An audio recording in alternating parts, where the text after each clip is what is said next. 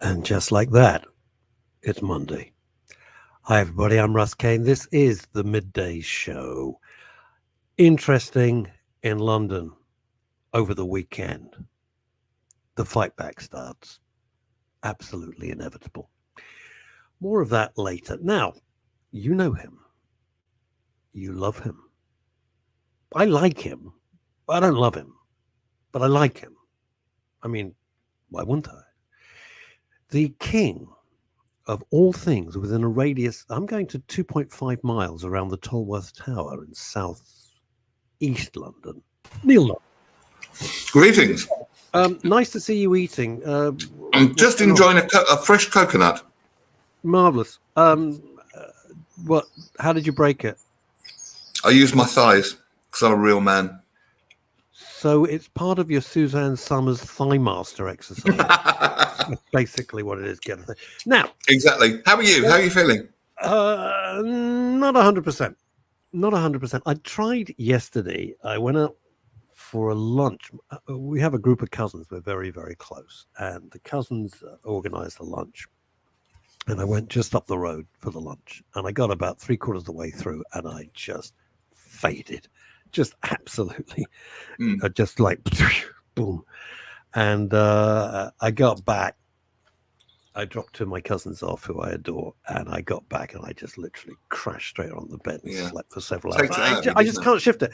I just can't shift it. My best pal's just come back from Cannes, from the film festival there. He's gone down with it. It's horrible. So everybody who's got this wretched, stinking, lousy virus, I wish you well. My only advice, don't try to fight it. You got to rest. You just can't fight it. You know, and what is annoying, Longie, is that, you know, you wake up, you think, oh, I feel a lot better. And then the next day, you get pushed back. Anyway, anyone who knows me knows that I don't really like people, but I love animals. And of the animals that I love the most, it is dogs. So I was tickled when it was mooted that I get this guy on the show. And here he is, ladies and gentlemen, Rob Ackerman.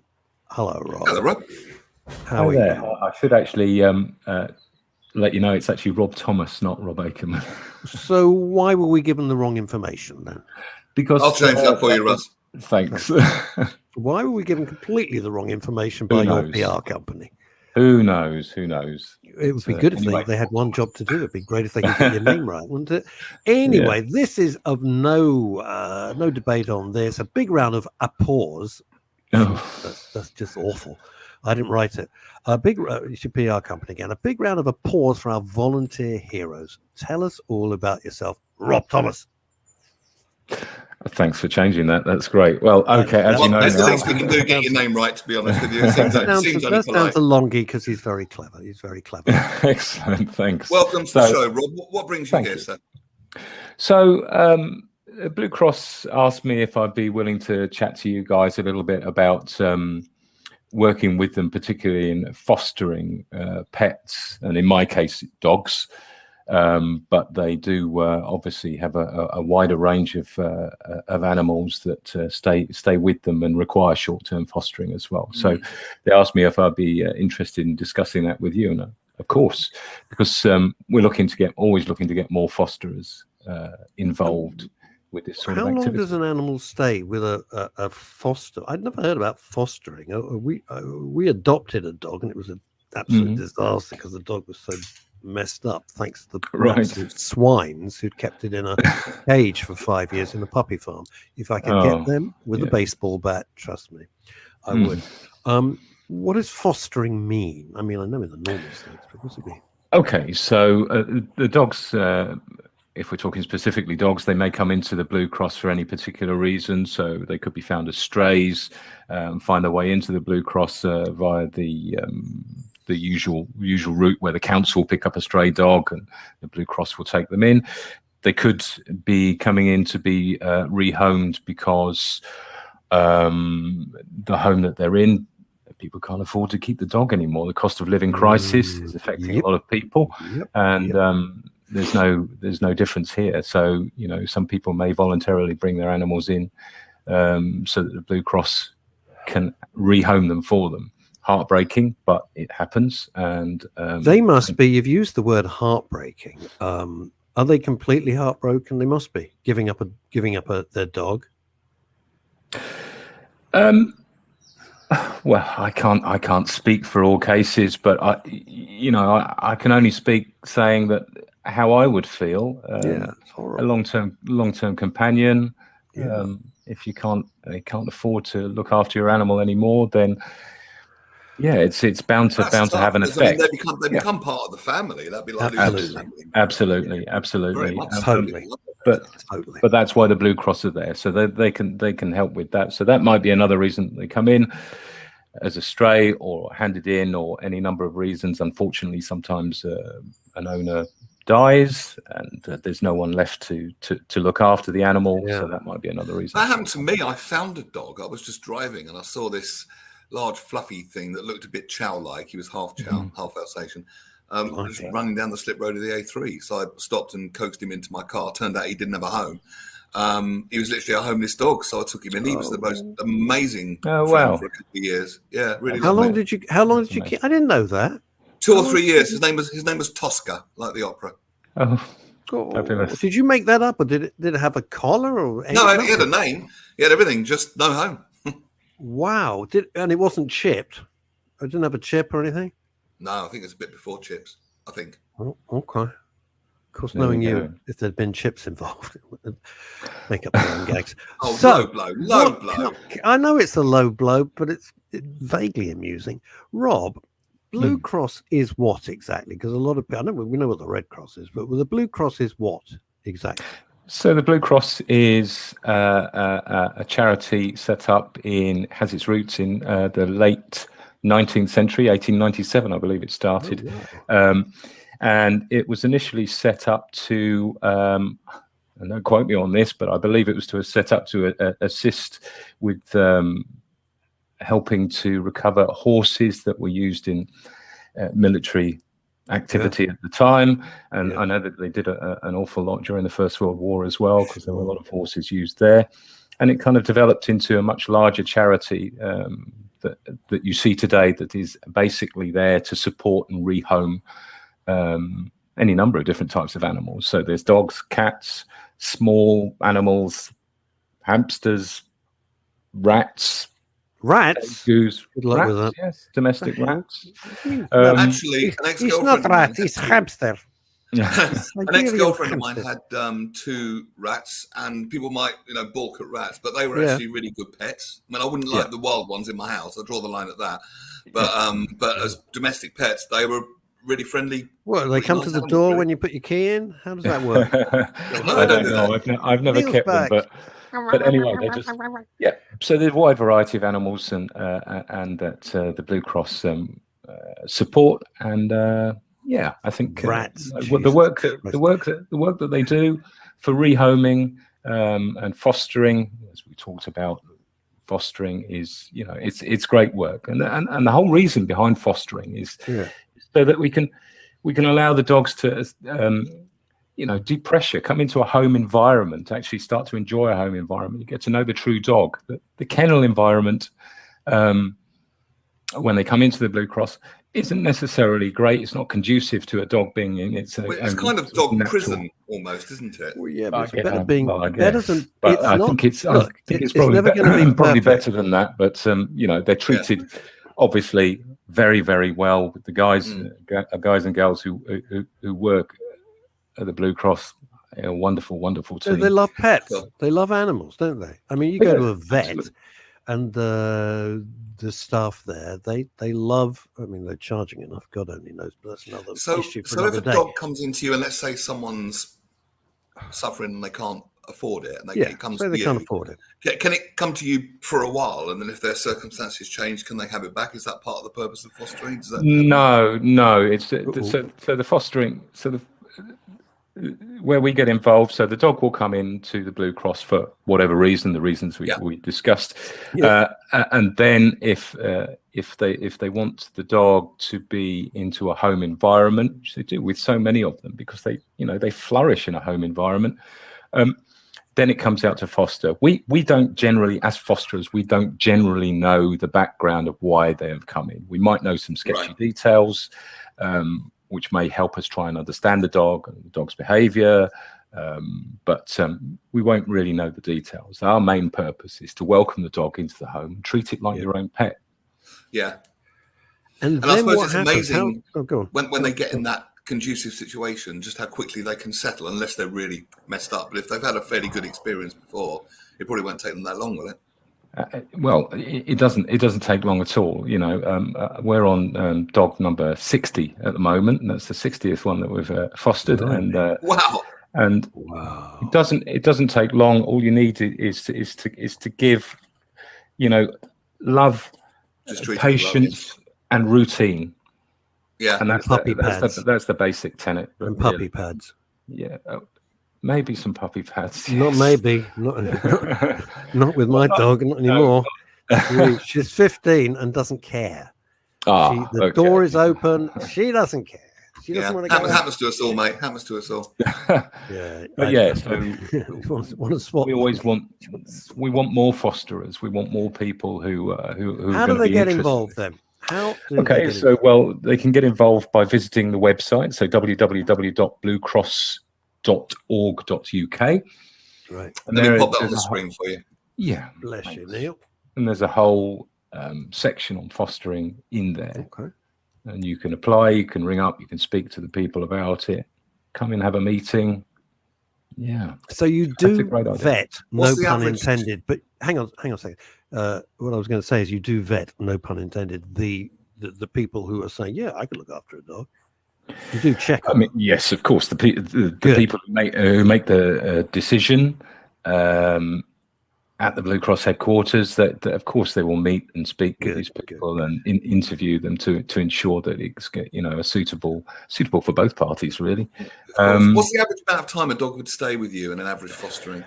Okay, so it can be as little as a couple of days. It can be as much as, during lockdown, I had a dog for 7 months. Wow. But generally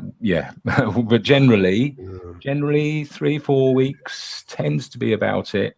You may have some dogs can go up for adoption straight away.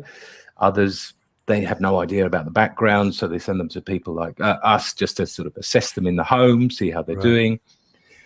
And if it's not a schmaltzy question, we've had some comments, actually, some really good comments. Basically, with the gist saying it's a lovely idea, but don't you get attached to them? How do you hand them back? Precisely. Absolutely, and I'd be a liar if I didn't say that I didn't get attached to some of them. That we didn't, myself and my wife, but that's part of it. I think what comes with this is that the greater joy from it is the fact that these dogs will then get rehomed and go on to their forever home. And I just saw a note pop up on the screen about somebody saying, is there a specialist foster families for older dogs? Well, Blue Cross take in all dogs, regardless of age. So we've had dogs here that have been 10, 12 weeks old, right the way up to 14, 15 years old.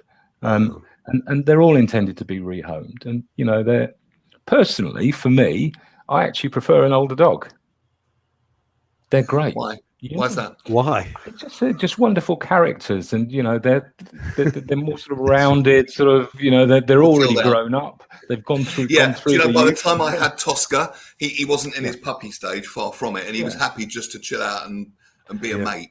But he had nothing kind of left to prove, if you like. Yeah, but having said that, we've had puppies as well. Who doesn't adore a puppy? So I mean, I accept all comers, and it's been an absolute joy. I have to say, we get so much from it. And there's over 1,400 pets in the Blue Cross's care at the moment, and I'd say 20% of those are in short-term foster. So we'd like to get that increased. You'd like to. And how do you fundraise? I don't know about the fundraising. I have to say, I don't work for the Blue Cross. I only foster for them, so that's a question you'd have to direct. I thought you were very senior in the Blue Cross. No, I thought you were like one of the big, No, big absolutely not. No, I don't work for the Blue Cross at all. Oh, all right. Okay. So, well, that kind of wasn't explained either. Anyway. Oh, okay. Rob, it's been a joy. Thank you for all you do. Nice to meet you. We love our dogs on. We love our dogs on this show. Nice uplifting message for a Monday morning. Absolutely, and visit the website. Get on there. Find out about fostering. It's it's so fulfilling. I'd highly recommend it to anyone. I really do not doubt you for one iota. Absolutely. Thank you, Rob. Have a wonderful day. Thanks so much. You too, and guys. Bless you for all you do. Thanks for coming on. Cheers for now. Cheers now. Bye-bye. Bye-bye. Bye-bye, Rob. Charming guy. Nice guy. We've got a lot of some comments. Shall we do some comments? I want to go back to Claridge's comment. All right. Yes. Good afternoon, everyone. Wishing you a speedy recovery, Russ. Yeah, we're fighting over the button, aren't we? I'm feeling a bit more positive this week, and recently Russ knows I've been helping a friend by looking after her two beautiful dogs when needed. Also, for those who ask, Robbie is fine and wasn't hurt too much after a moron kicked him while on Hampstead Heath. Yeah, let me just explain what happened. Can I borrow your baseball bat in case I see that moron again? I always find a taser is more effective. I find a 357 Magnum does the trick. Now, what happened was Paul was literally minding his own business, and Paul's a very low-key guy, and he's not feeling too great at the moment for a variety of reasons that are up to Paul to discuss, not for me. And some absolute piece of garbage just came up and kicked the dog. Just kicked the dog for no reason. Paul hadn't spoken to this twerp. What kind of human being? That's why people are disgusting and dogs are great. I couldn't believe it. And Paul and I were, even though I was feeling like death warmed up, Paul was sending me messages about this. Paul, we wish you well. He's going through a rough point. Here's a good point from he's not having a great time at the moment. And Scott Lyon says as many owners have a romantic notion, because they're thick as mints, of having a pet without the financial and psychological implications for the pet and the owner. Oh yeah, very much. I mean, this is stories just what's the matter with people? No, you're right, Russ. You see things. You see the adverts, like, the advert, compare the meerkat. And since then, people started buying meerkats, and they're not pets. And, people in the wildlife charities are throwing their hands up in horror saying, look, just because it's on the telly, they're not pets. And, it's a big enough responsibility to have a dog, let alone a meerkat. They're not real. They don't really talk. No. When I was a senior copywriter for a fantastic company who had such fun called International Marketing and Promotions, it was the biggest below-the-line agency in the world. Well, we were number 2. We made it number 1. It was huge fun. But then various people left, and they created the meerkats. It was them. It was the guys I used to work with. Compare the meerkat. They came up with the whole... it's annoying, but it sticks in your mind. It's like, go compare. It is annoying. I'm not quite sure what it's for. But I actually don't know what that. So you've got this annoying earworm stuck in your head, and you don't even know what it's advertising. I quite enjoy the little characters, and it's clever. It's a market comparison site, right? And what's the market? I actually don't know what the market comparison site is. Is it called just compare the market? Maybe it's called. No, it's called compare the meerkat. The meerkat. All right. Okay. Fair enough. Now, what was I going to say? There was something. My mind is like soup. It's just gone to soup. This wretched thing. Somebody earlier, who was it, said, "What do you think's wrong?" Who the hell knows? And other people on social media, "Oh, go to a doctor." Well, no, and I tell you why. Because what are they going to do? The first thing they do, go on antibiotics. I hate antibiotics. Well, if it's a virus, that won't work. I try and avoid. Yeah, but it's the default position of most GPs. They'll go, well, put you on antibiotics.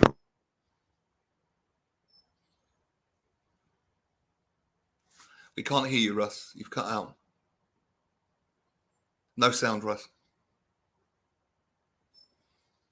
I can't hear Russ at the moment. I don't know if you can. We can't hear you, Russ. You're muted. I can see you're muted. I don't know if you can hear me, but you're muted. Now? Speak. I'll come out and reboot. You're quieter, but you are still you're there now. Okay. Can I just say thank you to Dr. Asa Don Brown? He's a big fan of the show. Lovely guy. And I officially met him on last Wednesday when he was our guest on the Midday show. I've been trying to get him on for ages, given all the things he does. He's a very busy man, so it was a privilege to have him on. So thank you, Dr. Asa. And tomorrow, Wednesday, going to be talking to Clea Myers, who is an author To whom? of a really good book called Along the Lines of All the Relationships She's Had and sort of the learning curves from there. And it's a very entertaining read. And next Wednesday... Whoa, all the relationships she's had. Mm-hmm. And they've been quite colourful, shall we say? Yeah, I bet. Go on. And it's a very honest book because it's kind of where people kind of return to themselves. They try and find it here, they try and find it there, and eventually they realise it's got to start with them. And it's kind of she's at that point in the journey and in a good place as well. What does that mean? Then? What does that mean? Explain what you just said. People looking for love in all the wrong places. I could be happy if I have this. I could be happy if I'm with that person. Yeah. And then realizing that happiness comes from you, and then you'll be more likely happy in your relationships because you're happy with yourself, particularly if the other person. Well, if you meet the right person, it's going to help. Yeah, but you've got to be happy within yourself. Otherwise, you're not the right person. Totally. If you're not happy, if you're really unhappy internally, it's never going to work. That's all there is to it. And trying to date someone so you'll be happy really doesn't work. I did a podcast. Come on. Very quickly, the week after that, talking to a wonderful man that's been on the show before called Jay Saunders. Now, he is a fantastically interesting man. He's ex-military and he has PTSD. And he has a therapy dog that's trained for PTSD. Who knew that was a thing? But it is. And I met him at a comedy gig down in Fareham because he's one of my Hampshire colleagues.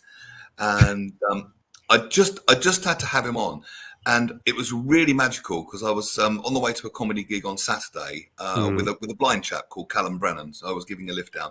And watch his name, by the way. He's Callum wasn't driving, I assume. Oh, Russ, please. Really? No, I can assure you he wasn't. Okay, just double checking. That's all. And we were talking about comedians that have dogs. So I said, there's another guy that has a dog.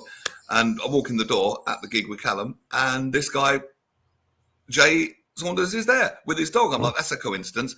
Right. And it's wonderful to watch as a comedy colleague because I saw him probably a few months ago. And now I saw him a few months down the line, and his set, his material, his presence, everything about him as a comedian has grown, and that's a really lovely thing to see.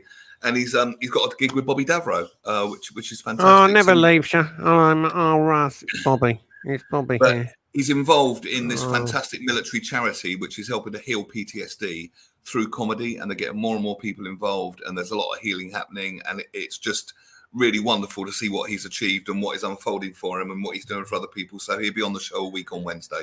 Jay Saunders, looking forward to that. Well done you. Here's my beef. Here's my beef. You have a beef? What's up? I do have a beef, and I'll tell you what it is. People go into the military, and you ask them to do the stuff that other people won't do because we're too old or we're too rubbish or we haven't got the courage, etc. And then they come out of the military and they're just kicked to the curb. And it's an absolute disgrace. And there's many military homeless people, and that's something else. Precisely. And this is something else. Sick. It makes me sick. And I'm going to say this, and I don't care. So you arrive in a rubber boat. You're illegal. You've conducted a criminal activity by paying criminals to get here, and you're welcomed. But you've served in the military,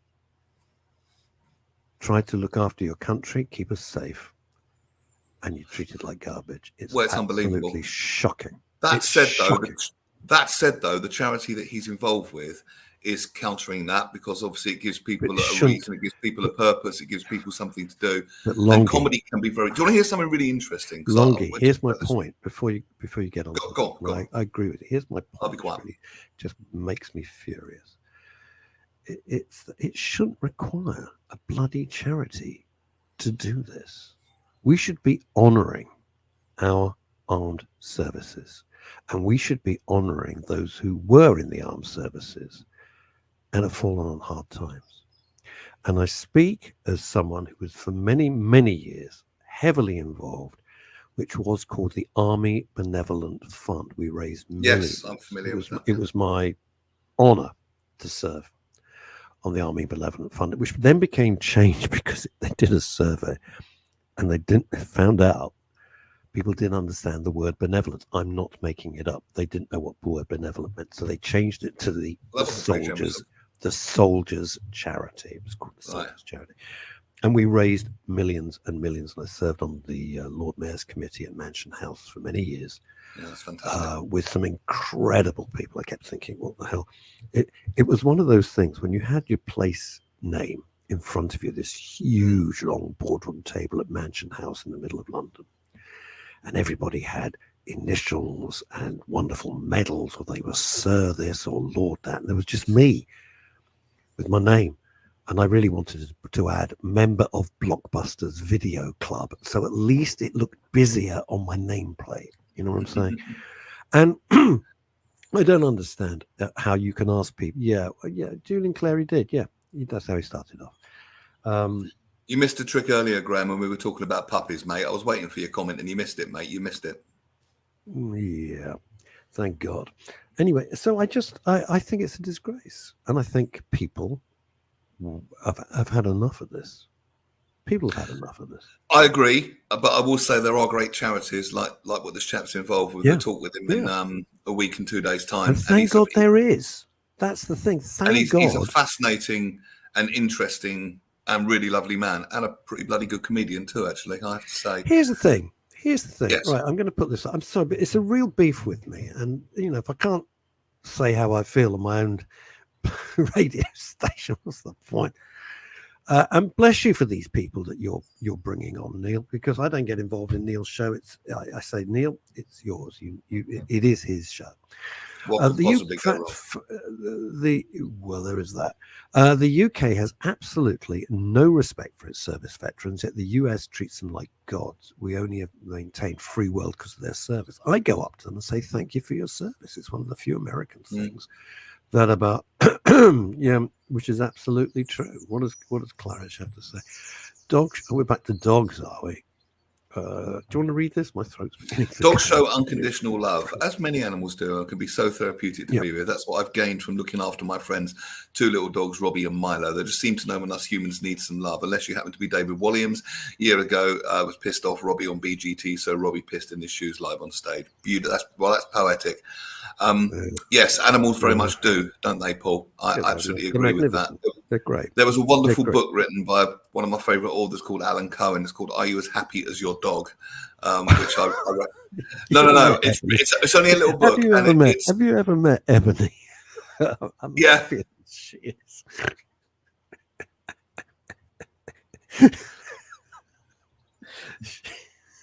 She just doesn't care. This is great. Kimmy Lashmar says this. You press it, otherwise we're going to be playing press bingo here. You're going to press it? Thanks. I'm off to Normandy Wednesday to commemorate D-Day. I have to say, Antiques Roadshow did a wonderful show yesterday about the Normandy landings. It was very, very emotive. And they had a guy who was 98 and had all his marbles. He was wonderful. And he landed off on the beach, on Gold Beach, I think it was. And he was 18. Yeah, he was 18. Imagine. I can't imagine anything more terrifying. And we owe them everything. And we owe the thing invaders with veterans. I mean, absolutely nothing. I mean, nothing. Because a lot of them will have PTSD or shell shock, of course they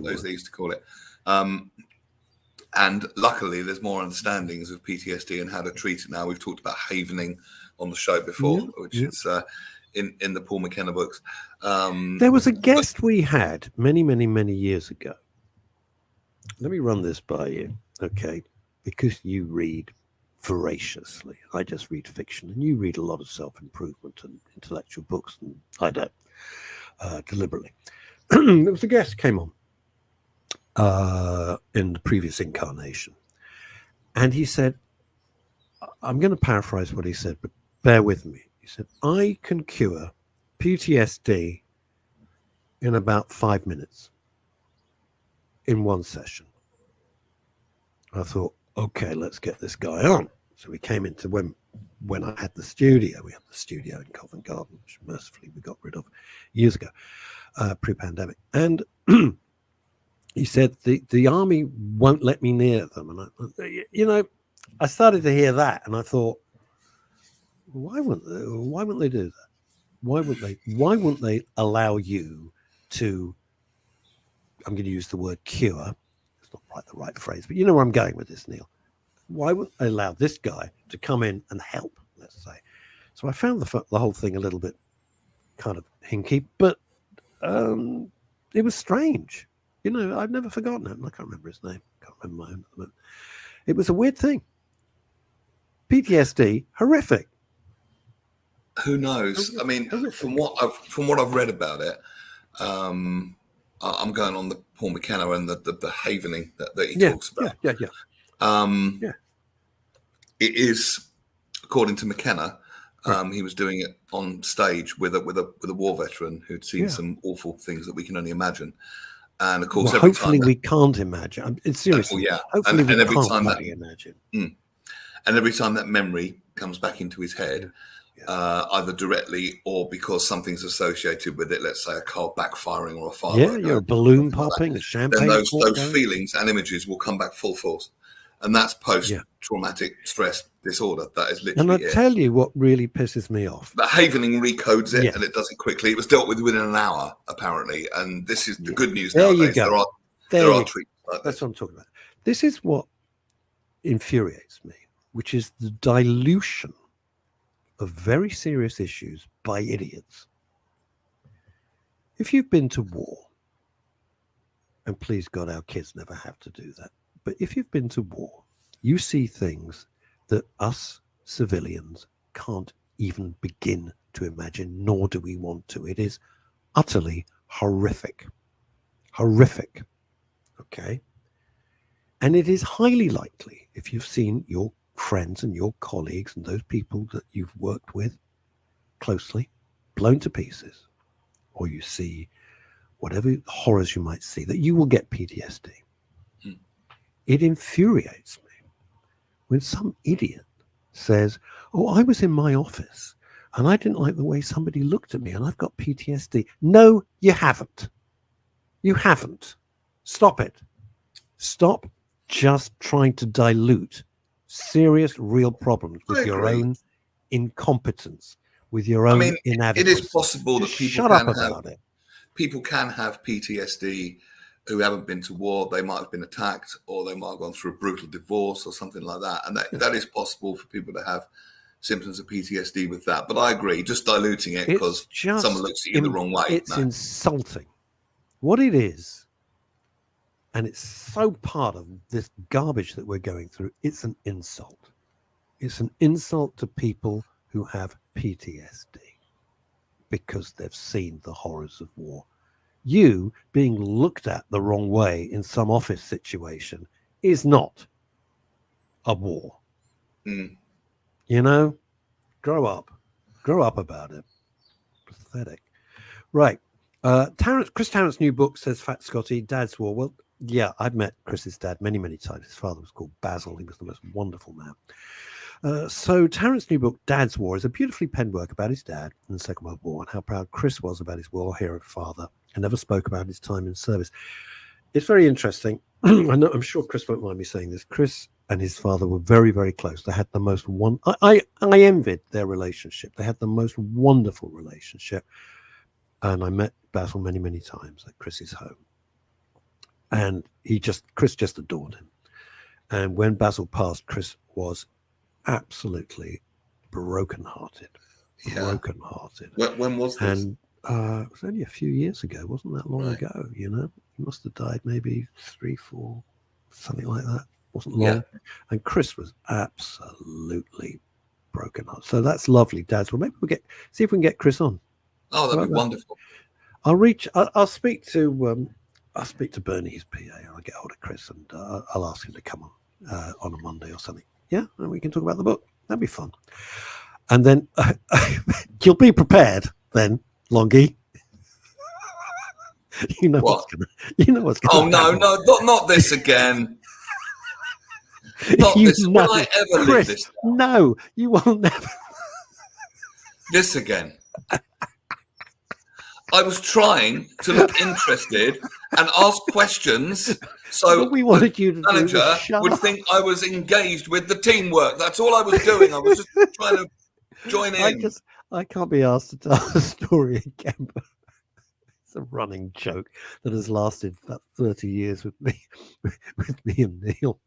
30 years that gag's been going. Right, Dave Sleep up in Fife in Scotland. Let it go. I apologise. It was 30 years ago. I know it was a long time ago. Doesn't still make it. Let it go. Let it go. No, absolutely not. Greetings, one and You all. make one mistake. One mistake. I pressed one nuclear mistake. button. I pressed one nuclear button and wiped out the file. One mistake. I wiped out Moscow. They just won't let me forget it. Yeah, they never let me forget it. Greetings, one and all. We at APA are working with the only global veterans support network. Could you read this?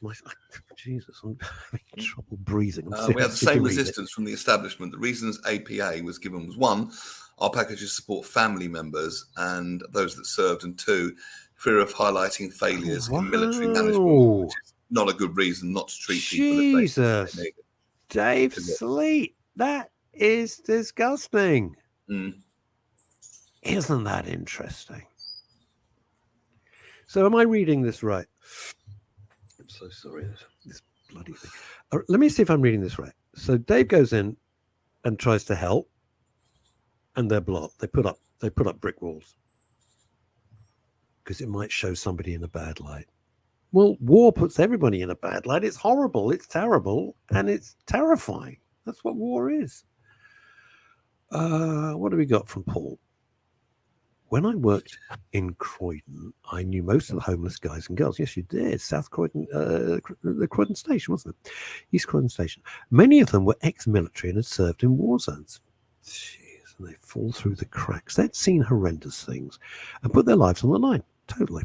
Yet when they ended their service, they're given a pat on the back, sent on their way. They fell through the cracks. I didn't even see that coming up. I just said the same thing. In the system, ended up on the streets. It's a national disgrace. It is a national disgrace. How dare they?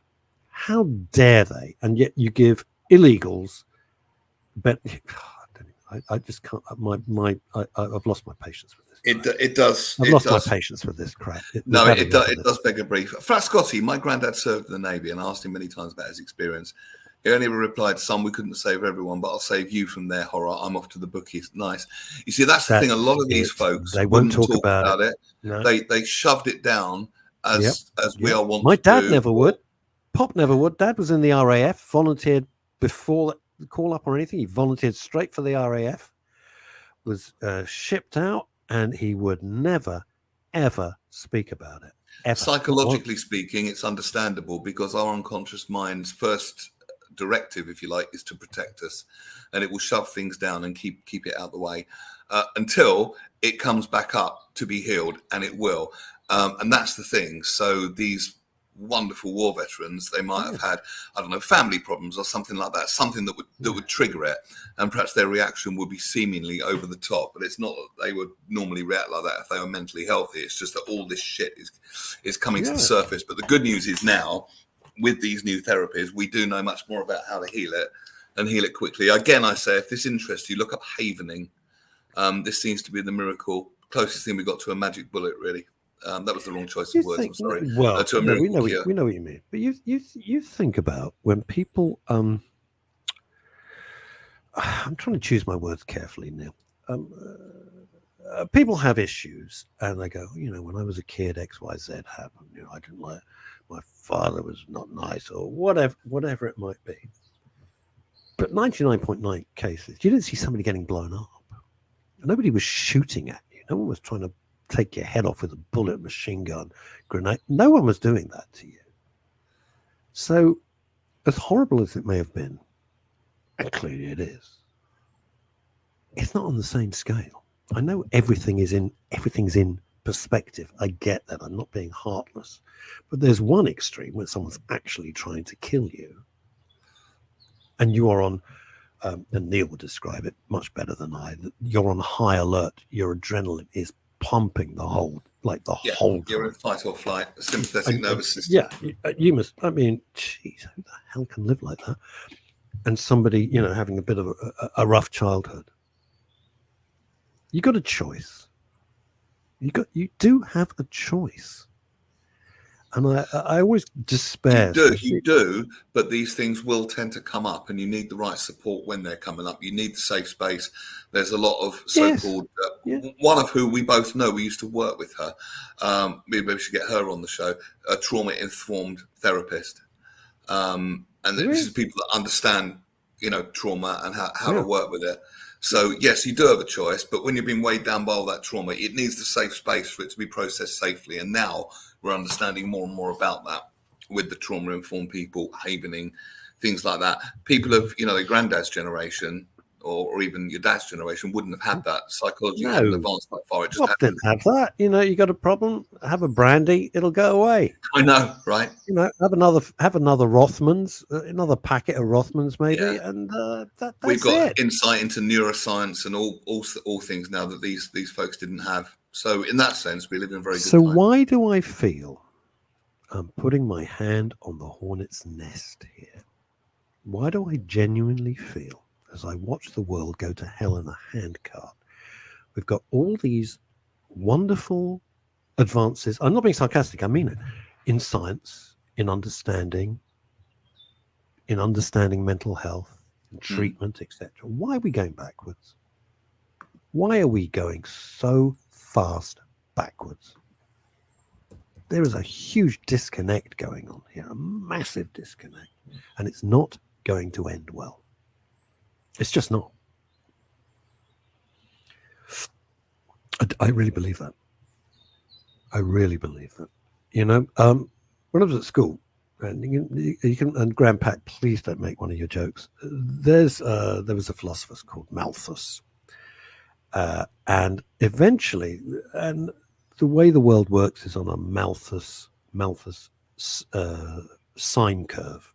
So it goes up and down. So you have peaks and troughs, tops, summits, and nadirs. And there's a thing called a Malthusian climax, not to do with sex. And that is when all the ingredients reach together and war is the only result of when you get that. And you can trace it right through history, World War I, World War II. And I don't think there'll be World War III. Well, we're in World War III, really, aren't we?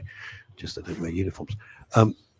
But I look around and I think, I don't understand. We've got such advanced and such wonderful things happening and such barbaric, terrible, medieval. Yeah, I know, but it depends where you put your focus. Because if you focus on the wonderful, you tend to see more of that. And that's ridiculous.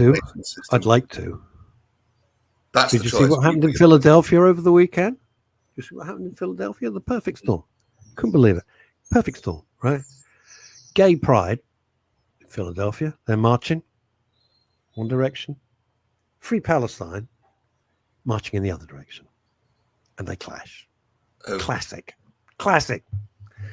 Absolute classic. Dave Sleet says, yeah, Russ, that's pretty much the sum of it. The self-defense of the establishment is the biggest focus once someone exits service. It's shocking, isn't it? And I love the fact. Yeah, sorry, go on. Off you go now. Sorry. No, after you.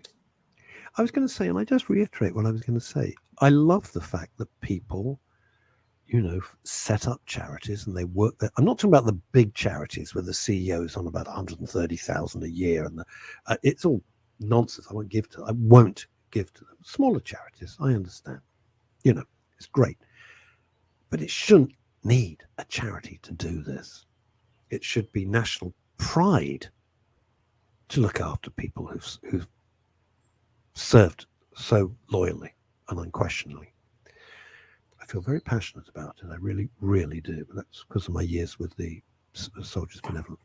Longie, do you think many of the support mechanisms and programs we have today help the Second World War generation unpack and well, they're nearly all gone, Scott. They're nearly all gone. I'm thinking about my mum and dad. They're all gone. To answer your question, Scott, potentially, Does the technology exist to help them? Without a doubt. The psychotechnology, if you like, yes, it does. However, getting them to believe it is another thing, because in their frame of reference, that's not going to even be on their radar.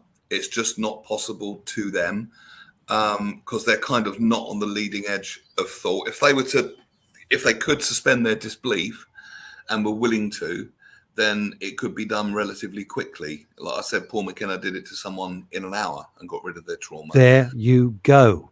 That's the point. If I were to say that to my mum, God rest her soul, she wouldn't have had that at all. She wouldn't have believed that. And Dad would have told you to get. I mean, I can hear him. My pop would have said, "Oh, get stuff, son. What are you talking about?" Exactly. I mean, he wouldn't have listened to Exactly. me. He would have said. He would have just turned to me and we would have said, "Do you know what? Your mate. What a load of balls." He would have just said. I can hear him saying. Or it would be considered fluffy or soft skills said in a demeaning way. No, he wouldn't have even got.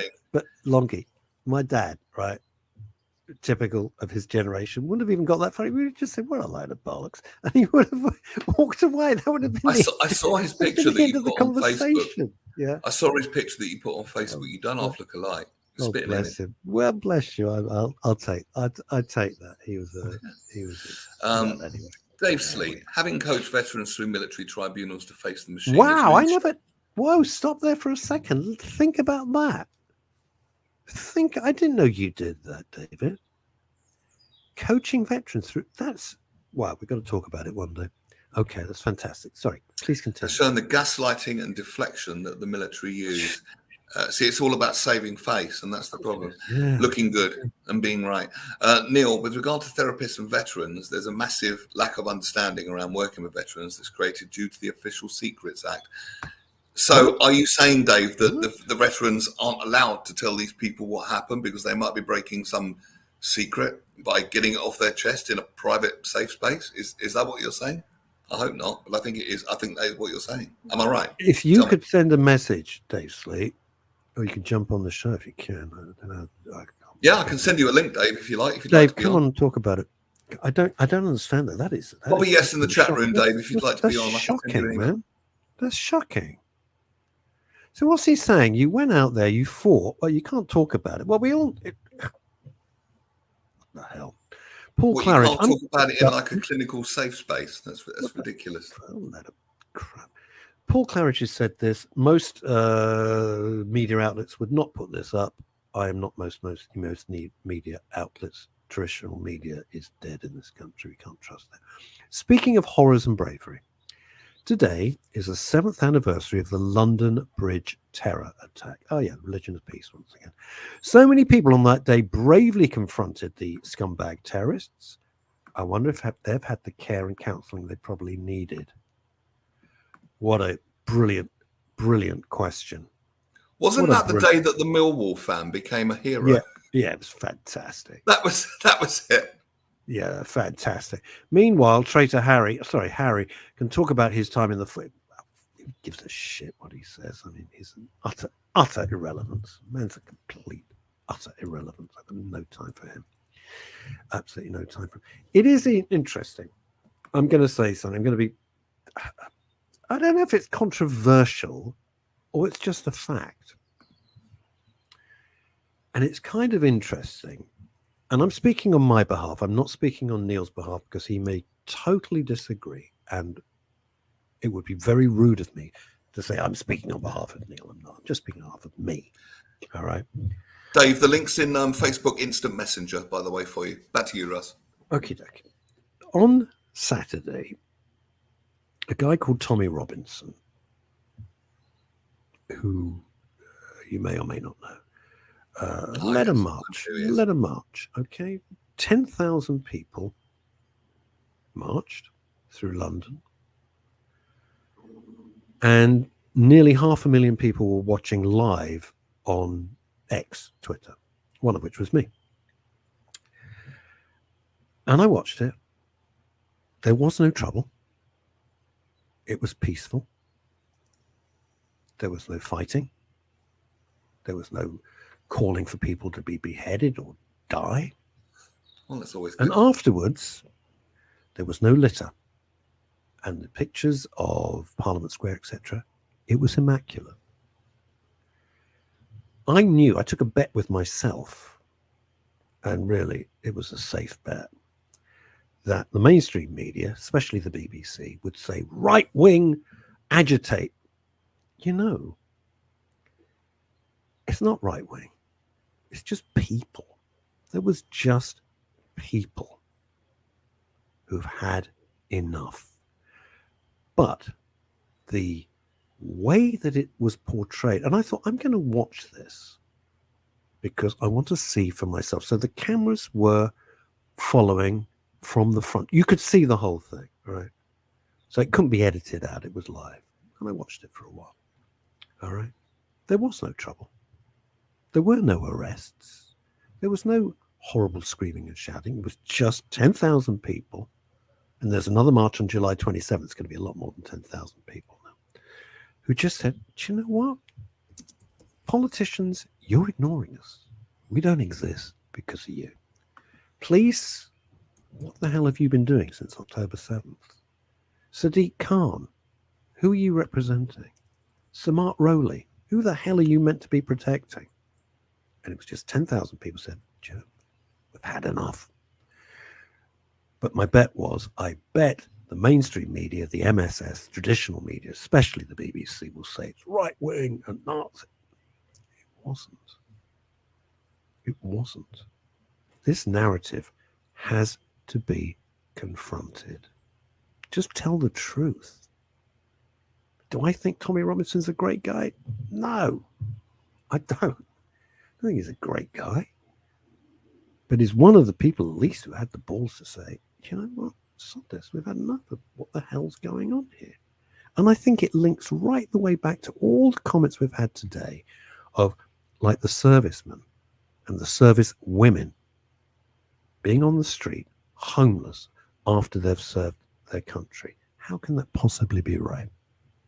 Morally, it can't be right. Kimi Lashmar does a summary of what I've just said, and then I'm going to ask Neil what he thinks, or not. He doesn't have to comment. Kimi says, we are encouraged to believe certain things, so I tend to disbelieve everything. 100%. 100%. Well, there's a lot of people. I just don't believe anything. We're pumped. There's a lot of people, Kimmy, that have an investment in the way you think. We've got elections coming up, of course. We're in a, we can't discuss that because we're in election period, so I can't. No. Hang on. Oh, hang on. I would say that you on Radio Jackie absolutely can't, because you're in what they call official purdah, and on Talk TV and GB News and all the rest of the things, they can't. We are not governed by Ofcom. The Midday Show isn't governed by Ofcom. So you can, if you wish, only if you wish, discuss whatever you like.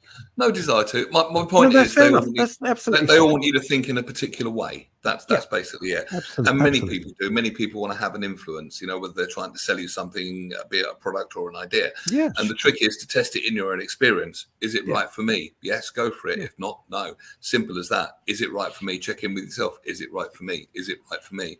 And follow your own internal yes or no matter what other people tell you. Absolutely. You see, Dave Sleet says this, and I'm not going to disagree. It's a very, very emotive word. Are you coming on, Dave? The link's in Instant Messenger. It's cool. And we don't have to run it. You don't have to stop at the top. I mean, you might have to. I mean, you may have important things to do, but we can run on it because I think the conversation's interesting and the figures are terrific today. It's called grooming. You're right. It's look at this. Oh, this is neat. This is neat from Claridge. How many politicians does it take to change a light bulb? None. They simply tell us that they changed it, and the BBC will say it's looking brighter. What's the similarity between a politician and a stork? I don't know. What is? They can both stick their bills. Oh, yay! Wah, wah, wah, wah. How many psychiatrists does it take to change a light bulb? I don't know.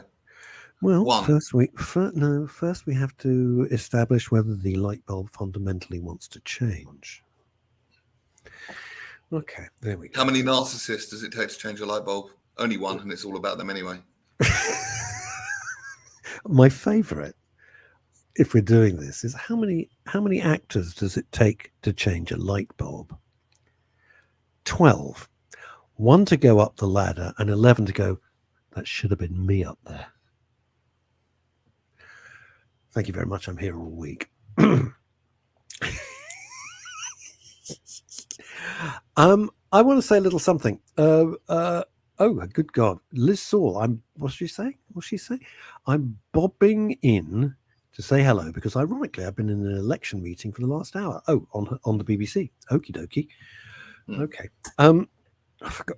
I want to sing a little praise out, if I may, to our friend and colleague Phil Dave. I mean, I haven't been shot or anything. He's fine. I've known Phil, I don't know, 20 years. Because he was even more of a kid than he is now. Probably about 20 years plus. And Phil is just growing in stature as a broadcaster, and they're letting him do more stuff. And he's really putting his head above the parapet. Bless you, Phil. You're saying what a lot of people are far too scared to say. Quite extraordinary. Graham Pack. Oh, hang on, what's this one? Oh, no, I'm not doing that joke, Fat Scotty. Even for us, that's terrible. Oh, come on. I quite like that. All right, go on then. All right, you can read it out. Nothing to do with me. Did you hear about the retired midwife that went back part-time just to keep her hand in? Thank you very much. You can always tell a person who was a cesarean section because they leave the house via the letterbox. Okay, thank you very much. Graham Pack. The main problem is if you look or search for certain views, then the algorithms will only show you the stories giving this. Oh, totally. And that's right. And you can be stuck in. You can be stuck in a You're in bubble. that loop. You're in this crazy loop that's feeding the same bullshit. That's when digital detoxes are useful. I understand.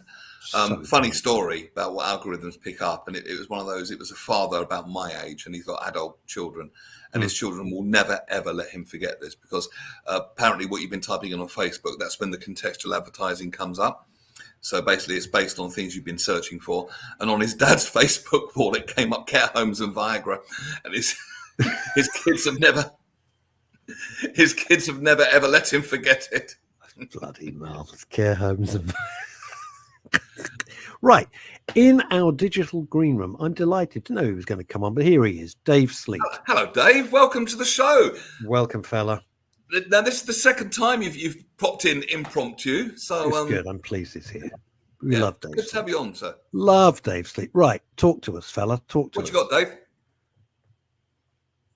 Oh no, we'll never know. Unmute yourself, sir. Unmute yourself. It's later than you think. Unmute yourself. Go on, try again. Master of all technology, Dave Sleet, up in Fife in Scotland. No, try again. Unmute. You've got to press a button or something. I don't know. Right, sort yourself out. I'm taking you off until you... no, you're still... What's he... God. It's Scotland. I actually can't see that you're muted, actually, so maybe it's not a I problem. don't know what's going on. Go out and come back in, Dave. Yeah, I'm taking you out. What we got? Right, hang on.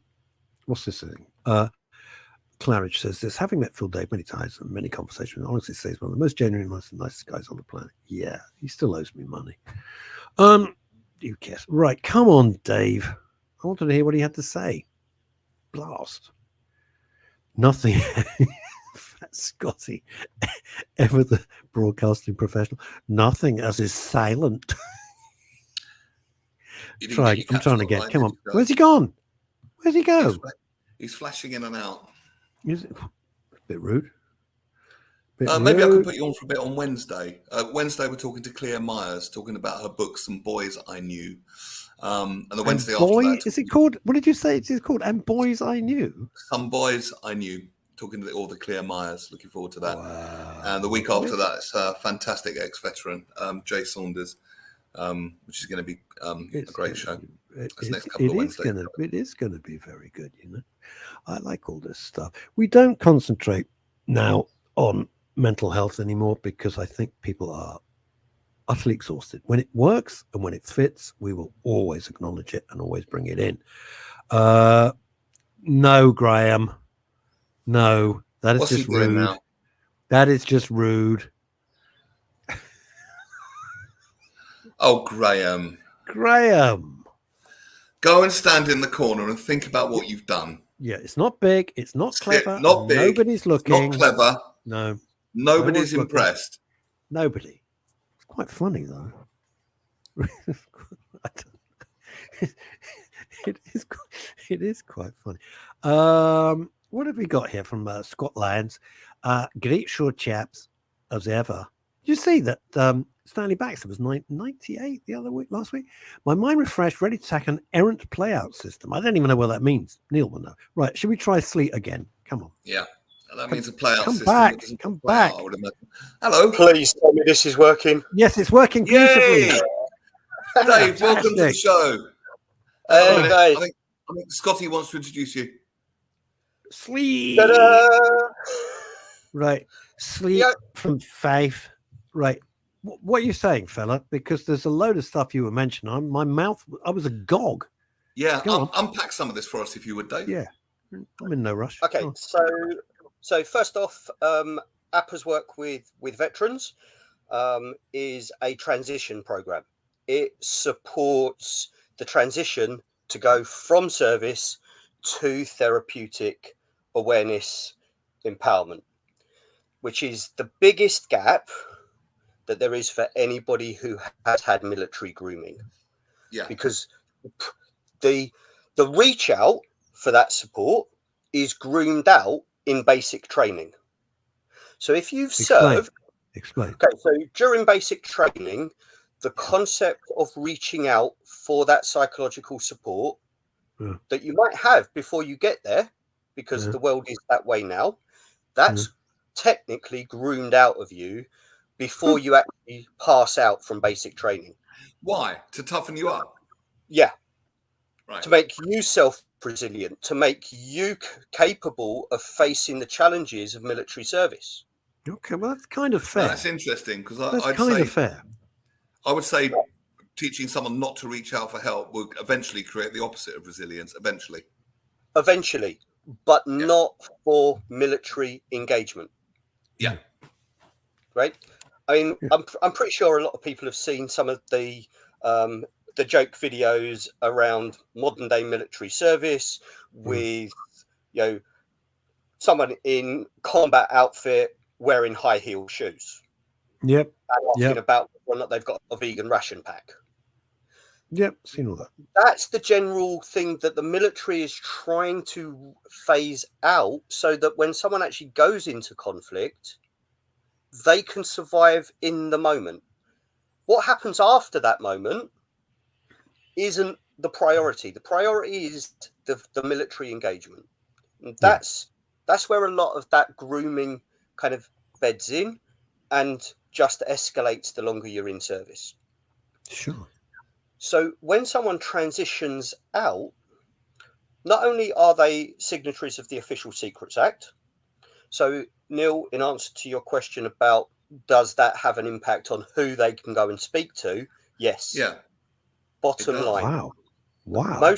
Most therapists are trained to unpack the entire story of somebody's background, somebody's history, their experience.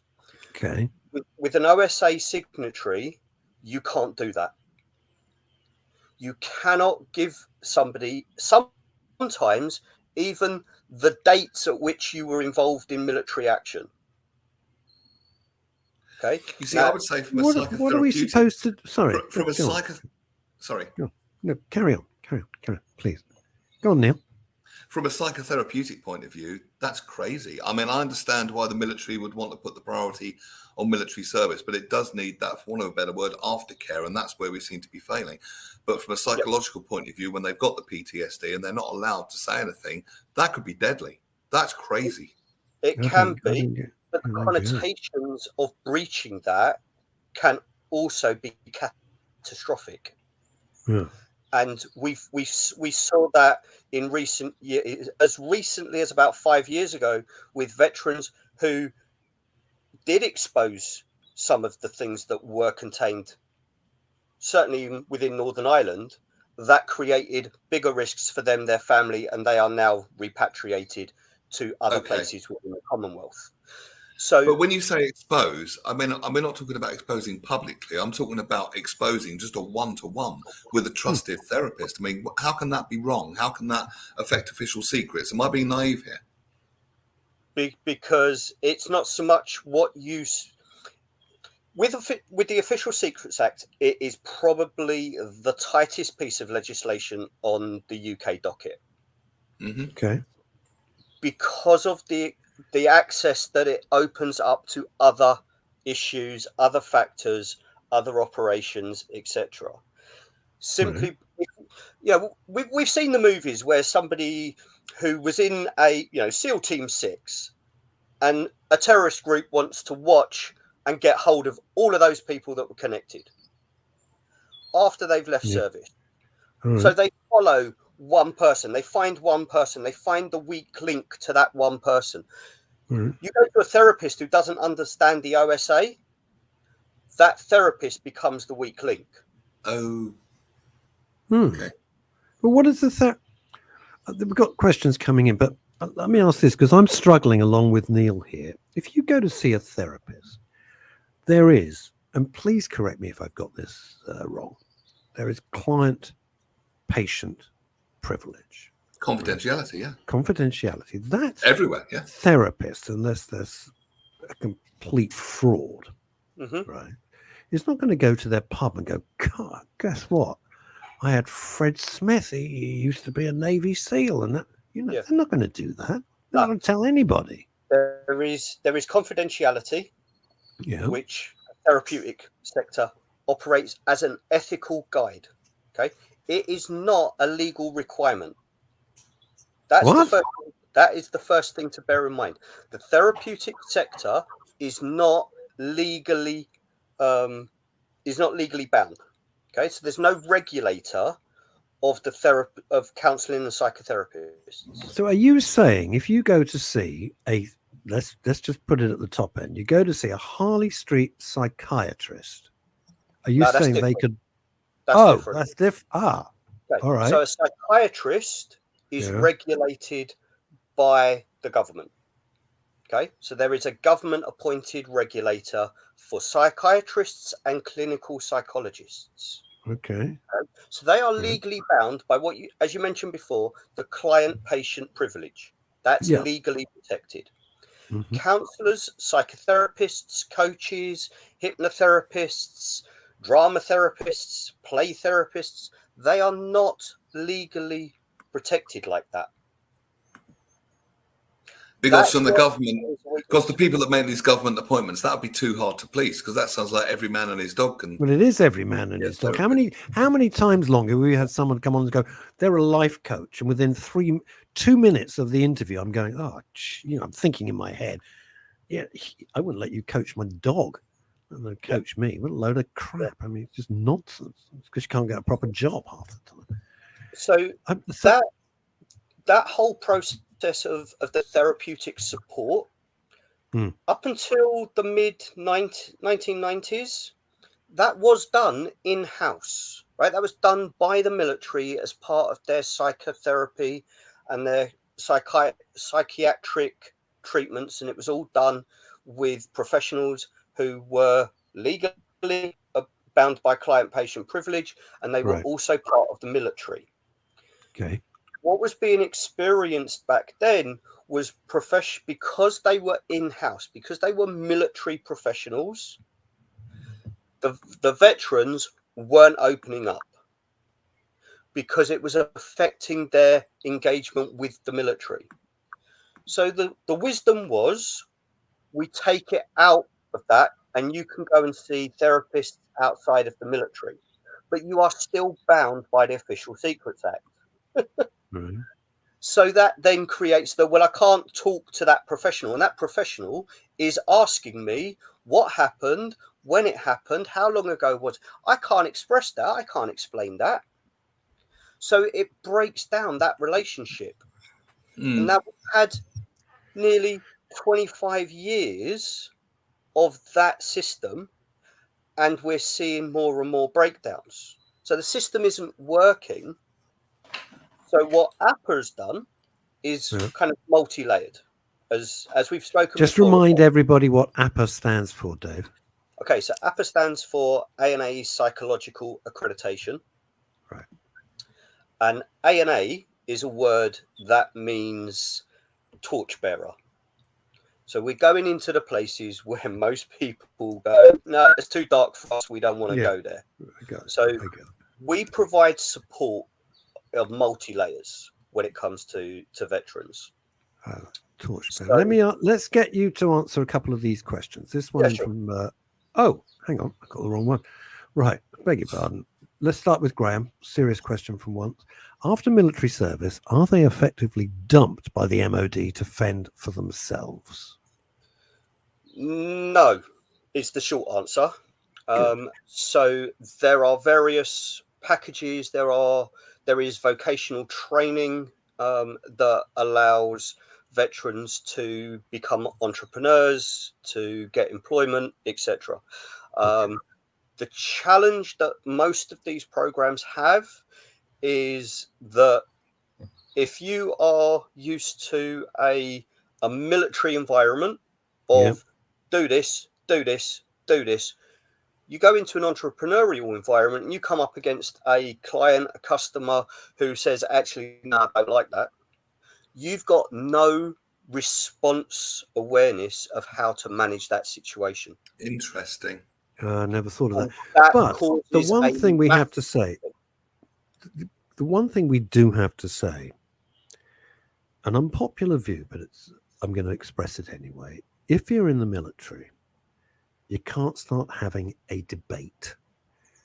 If the officer or whoever's in charge saying, I'm using a stupid example, forgive me.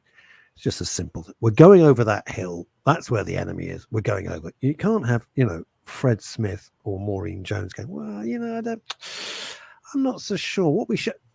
An order's an order. I get that. That's the only way the military can operate. I get it. An order comes down the line. The order is obeyed. I get that. In the great outside world, especially if you're an entrepreneur where you've got to be very, very malleable and very flexible, that's going to be a problem. So this leads on to Fat Scotty's question. How do you find service personnel adapt to Civvy Street? Do they still expect some structure that they've had for, say, 20 years, or are they happy away from it? Great question. Everyone's an individual. And I've seen both extremes, and I've seen a lot in the middle of that too. So it does happen that those that have done a lot of service can go one way or the other.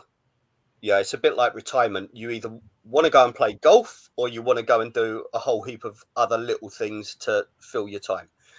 It's the same.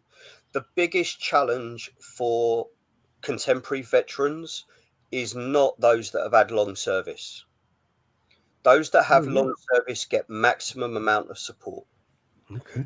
It's the veterans who have done one contract. That's 4 years. So invariably they will be in their early 20s. Yep. They've gone in with every best intention and every ideal of providing military service and doing everything king and country, the team and everything. They get in, they see what it's really like, and they go, thank you, but no thank you, and I'm out.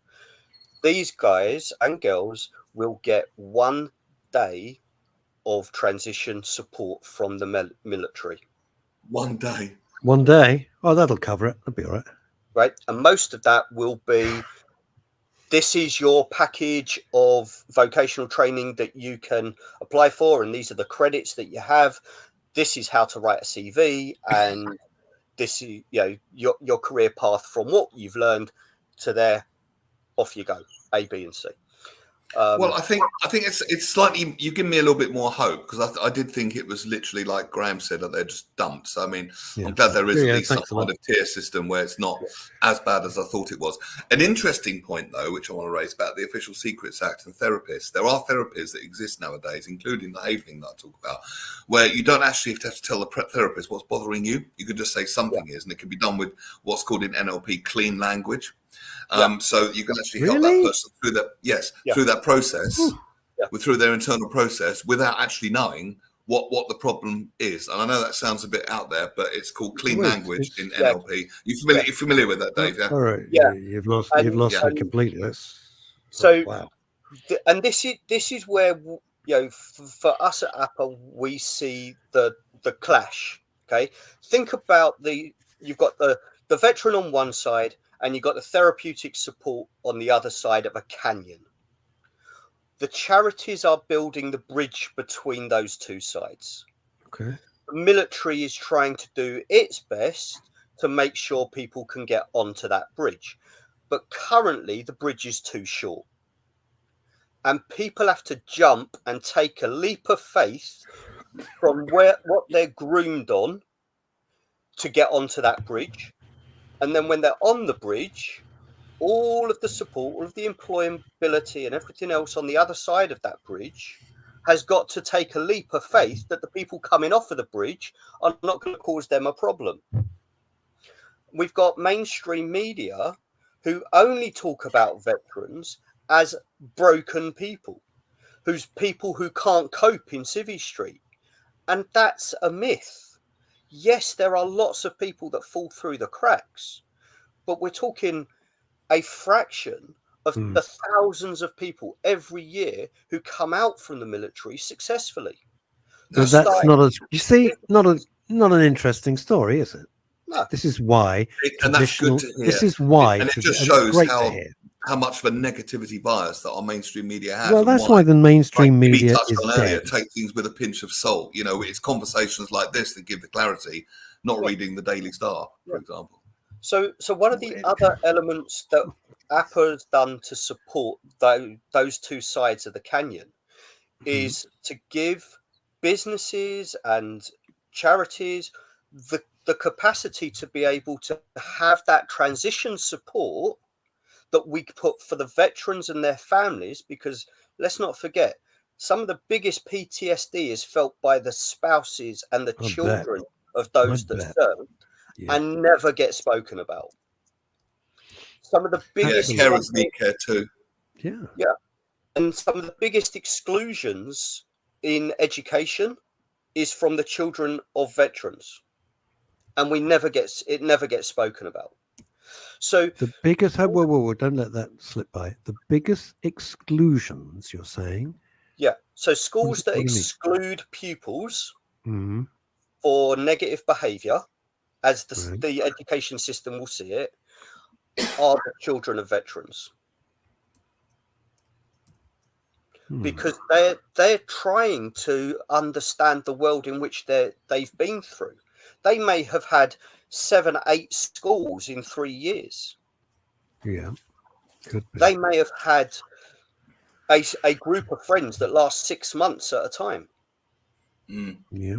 Going into a school environment where that's not the normal behavioural reactions that education is used to dealing with, that creates a problem. But it's never spoken about. I'm sorry, we're not going to put up with this child behaving in this way, so we're going to exclude them, which just reiterates that it's the child that carries the problem, not the fact that education doesn't know how to respond to trauma. Well, this is the thing. I'm just going to put this out. I'm going to put this out. We touched on trauma-informed therapists, and this is what we need. They need to understand that. Number one, that trauma, it's a whole retraining of your nervous system to put in sciencey language, to go from sympathetic to parasympathetic and stay there as long as possible. And and we don't understand that until relatively recently. And of course, it's got wider ripples than you say. Like the children, carers need care too. Liz says the alternative option to volunteer for a good cause every weekend instead. So potentially, if you're not cut out for military service, you can still do something useful and provide real life skills. That's a great idea. But this, do you know what? I've got to tell you. When I was at school, you had to join the CCF, the Corps. You had to. Oh yeah. And when I was then old enough, I said, I'm not joining. You had the Army, Navy, or Air Force. I said, I'm not joining. It was a huge kerfuffle. And I said, I think this is absolutely ridiculous because it's useless. I would rather do voluntary service. Yeah. And they thought about this and they said, all right. I said, I'm not asking to just sit on my backside, in the library reading back copies of Punch and stuff. I'm happy to do something. I don't want to be marching up and down and polishing my boots and blancoing the belts. It doesn't do anything constructive for society. I'm like 17, 16, something like that. I don't know, 16. I'll do voluntary service. Sign me up for that. So when everyone else is out playing soldiers, I can be doing. So I did voluntary service. And for people who couldn't, especially the elderly, I was doing like gardening and decorate, whatever. At least I felt it was constructive. I was very happy to do that because I felt I was serving a purpose. That's the point. I agree with Liz wholeheartedly. Yeah, and that's the thing, because if people feel they are serving a purpose, their heart's going to be in it, and they will be of greater, you're of more value to the world doing what brings you joy than doing what you should do. And we've touched on that loads of times. I was pleased. I felt, honoured to do this. That people living in terrible situations, I could go in and give them a few hours of my time. Of course I would, my little gang, and we'd do it. Pack saying this, they're similar to football's families. Oh, no, I'm not buying that. They get moved around, they're transferred from club to club. Yeah, I'm $300 a week. But yeah, no, I'm not kind of buying. I ain't kind of buying that. Well, you give me some hope, Dave. Thanks. I've got your website. Is that the domain that you want on there? Is there another website you'd like up?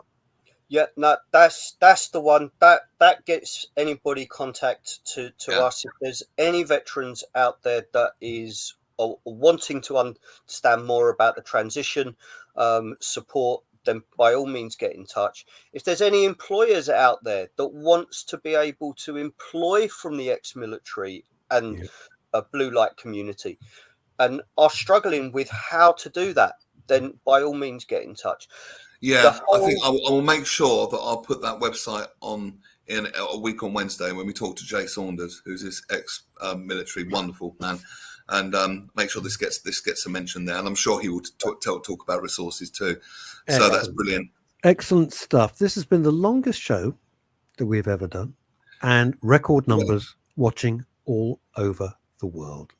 Can I just say a quick thank you to Asa Don Brown, who might be worth watching back last Wednesday. It was a lovely show. And he sent me a personal message, which I'm not going to read out verbatim, but it was really, really nice message. He'd like to come back on, and says that the audience and people that are involved in this show have a real warmth about them. And he said it really touched his heart, and he's made some nice contacts through it. And it's just brilliant. So thank you, Dr. Asa. It's great to get to know you as well. I'm glad we finally got you on last Wednesday, and you'll be back on anytime you want to, sir. Do you know why I'm going to end with this comment? I'm a libertarian. And the reason I'm a libertarian is because it's all about community. And my dream, starting from absolute ground zero, was to try and build a community where you could have a conversation, have a chat, not scream and shout at each other like raving lunatics, and feel that you're part of something that's positive. That's all. And Dave Sleet, since day one, I'm not blowing smoke up his backside, since day one, just got it. Neil, you got it. Asa Don Brown got it. Asa and folks get it. And that's all I wanted to achieve. That's it. Just to looks like you did it, sir. Well done. Long way to go. A long way to go. But if you can have conversations like this and find nuggets, it's all good. And I certainly feel a lot more hopeful. And I think that my takeaway from this conversation with you, Dave, is not believe the fear-mongering bad news that needs that negative. I hate the phrase, but if it bleeds, it leads to sell. The truth is actually a lot better than we were made out to believe, and that's reassuring. And if you don't believe, this is my very last comment, and I must let you go. I must. Is this: if you don't believe that the mainstream media, if not is dead, is certainly mortally wounded. When I was a kid, I used to accompany my dad down to the East End, where he worked, when the East End was the East End. And there'd be 3 evening papers, both of you are way too young to remember, New Star or Standard, that you would buy. And the news vendors go, New Star, Standard, every London news star. This isn't London-centric because you're watching everywhere, but you'd be 3 papers. And last week, the last of the papers, the Evening Standard, which was free, they couldn't even sell it, have said, no, we're not doing it every evening. Now we're going to do once a week. Once a week. We've gone from buying 3 evening papers that you would pay for to having one paper that was free, and they still couldn't give it away. That's what's happened to traditional media for so many reasons, and one of which is lack of trust. One of which is lack of trust. Yep. And we've spoken about this several times, Russ and Neil. The tub rating with mass media is now in negative numbers. That trust, understanding, and belief in what we are being told is now negative numbers. We are making the news to what we want to go and find. We're looking, and the risks of that are astronomical. Yeah, because we tend to look for what we believe. We tend to look for what we want to see. And if that's getting programmed by stuff that's not true in the first place, we're going to see more of that, even though it's not true. So it will seem true, so it'll kind of become true when it wasn't, if that makes sense. Yeah, that's exactly. It becomes a self-fulfilling prophecy. It becomes a self-fulfilling prophecy. So, folks, make your own self-fulfilling prophecies and focus on what you do want, not what you don't. And that's. Bless you for jumping on the show, Dave Sleet. Our best to everybody up there in Fife in Scotland. Neil, indeed, Dave, you're welcome here any time. Final word from Graham is Longie off to McDonald's to get more nuggets to go with his chips. Funny. One day we meet Graham Pack and we're just going to slap him. Yeah. We're just going to slap him. All right, guys. Yeah. Neil will be back on Wednesday, and I'll be back with Phil, Dave, and Chantel on Friday. And I'll see you Wednesday talking to Claire Myers with her book of Some Boys I Knew. Fascinating read, and we'll talk to this make your own gags up about that. That is a brave title, if nothing else. Bye, everybody. Stay out of trouble. Stay